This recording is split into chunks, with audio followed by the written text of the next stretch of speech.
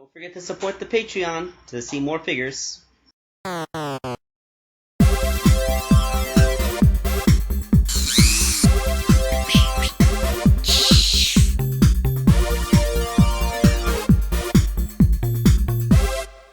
Alright, we're up to the penultimate figure in SATAMfanFF's commission thing.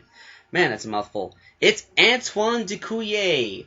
Or, I think in the cartoon his name was Antoine Depardieu. I'm not sure. I don't think they ever really spoke his last name out loud in the cartoon, but they did call him Antoine Depardieu in the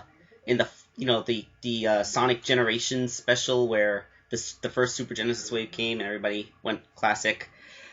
That is irrelevant. Let's make a toy. Now, SATAMFan wanted this figure to be as close to the appearance from the cartoon as possible. So that meant a few minor alterations to the usual recipe, but it's still mostly Tails with Silver's legs, just like always.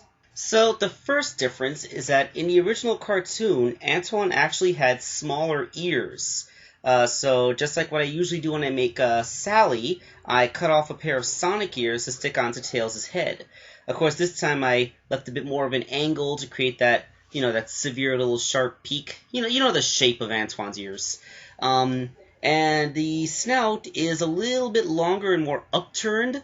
Well, it's not that it's longer, it's that the nose on the end of it is significantly bigger, I guess. But aside from that, there's also a little bit of a change in his fur pattern. As you can see, he doesn't use Tails' eyes. In the cartoon, Antoine had much smaller, beadier eyes, aesthetics. And his cheek tufts weren't colored lighter. His cheek tufts were the darker brown on most of his fur, while his face had a much rounder shape to it.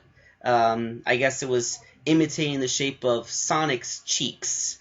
But yeah, that is pretty much the difference between Antoine's face in the classic cartoon versus how we're used to seeing him today. The arms were a simple job. I just took a knife to the glove cuffs to make them, look less like a ruffled glove, because Antoine's sleeves back in the day didn't have a rolled up ruffled look. They just looked like sleeves that ended at the wrists. There is no shoulder pads. Still, the figure just does not have the clearance to put in that style of shoulder pad, sorry to say. And the shirt itself is shorter, so there's no extended shirt tails like I usually put, and it didn't have a belt back then.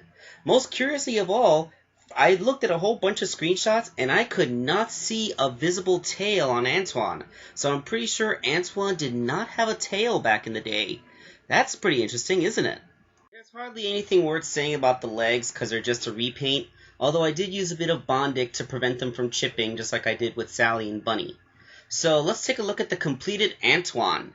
The proportions are a little bit off because of the length of Silver's legs, but this is pretty much what I could make of SatAM-styled Antoine using the Jazzwares figures.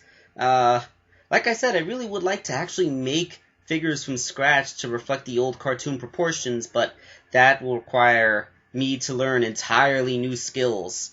But as far as a custom of the original cartoon appearance of Antoine goes, I'm pretty sure this is it. This is as close as we can get. So now we have an Antoine who is all set to hide behind Sally and Bunny as they go on a mission to Robotropolis. We all kid, but Antoine was not a coward. I maintain to this day, he may have been scared, but a scared person wouldn't actually go on those missions. So that is not the act of a coward. So yeah, this has been Wake Angel 2001. Hope to see you with the next figure, and I'm signing off for now.